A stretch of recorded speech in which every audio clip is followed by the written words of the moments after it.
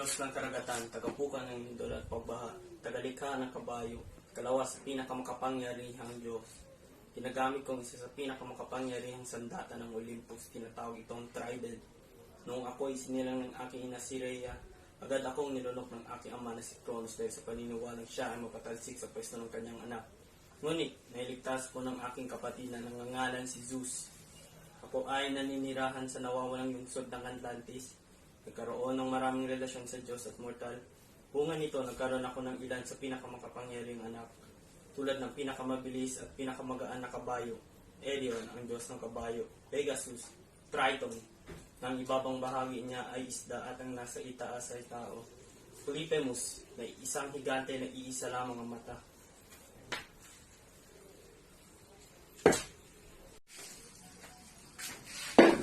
Pinuno ng kaharian ng himlayan ng mga patay, nangalaga sa kabuuan ng tao, pangatlo sa pinakamakapangyarihan na Diyos.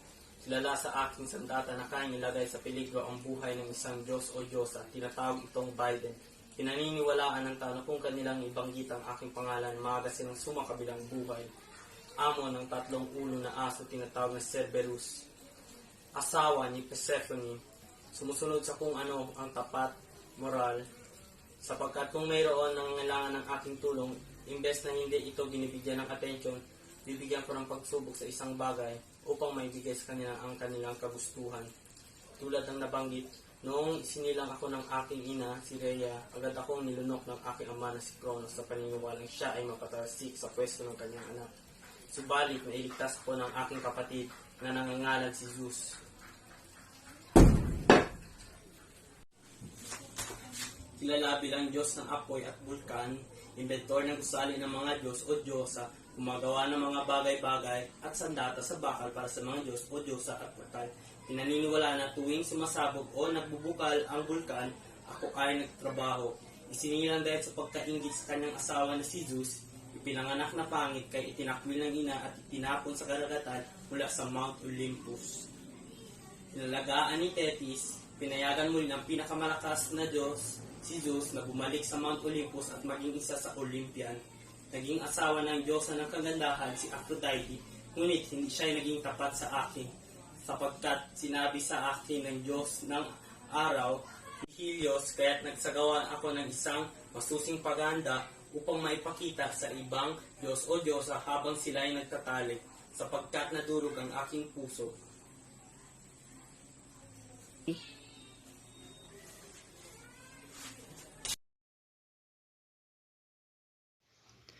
Ako si Zeus, ang Diyos ng kalangitan, at hawak ko ang puwersa ng hangin, ulap at kulog.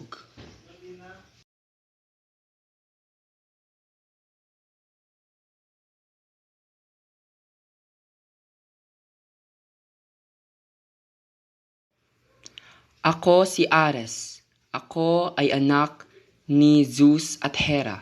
Ako ang Diyos ng digmaan.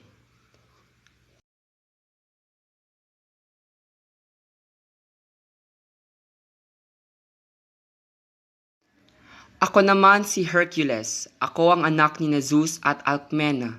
Ako ay isang Diyos ng Olympian.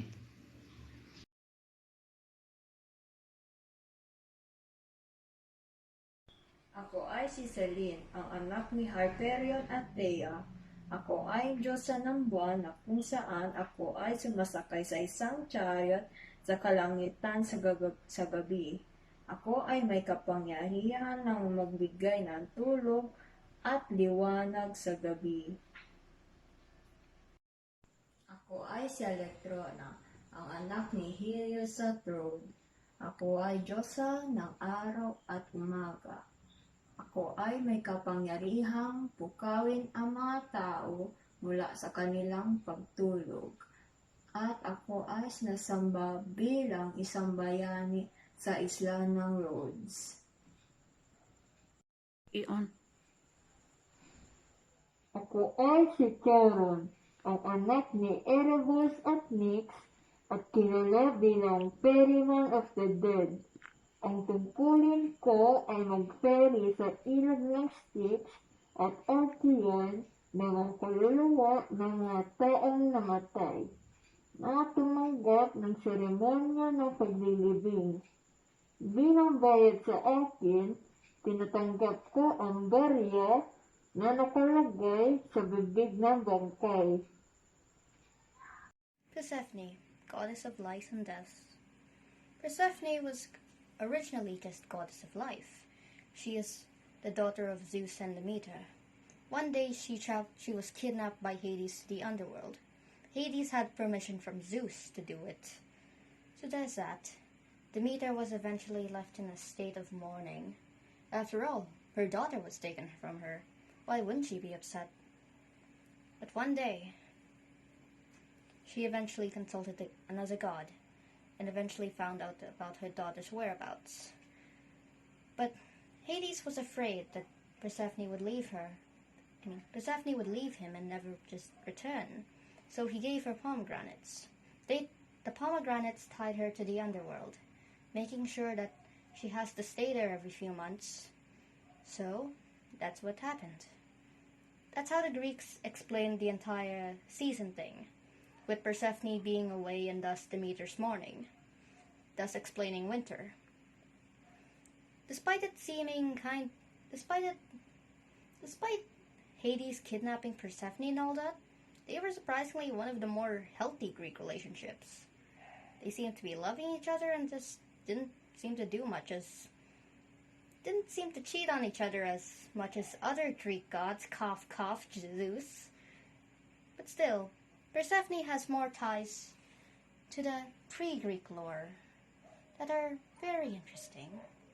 Pre-Greek Persephone, we don't even know her name.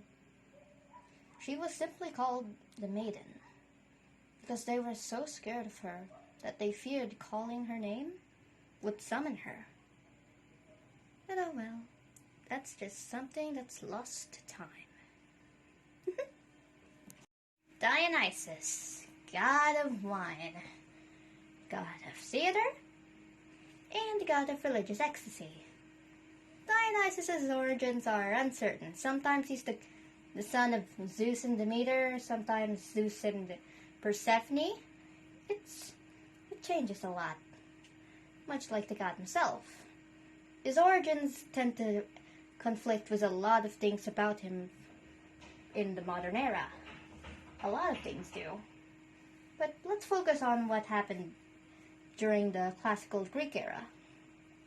Dionysus is god of wine, as you probably heard me explain. But back then, wine was seen as something given to them by the gods. Grapes, vines, everything that made wine was seen as a gift. So, Dionysus had many cults,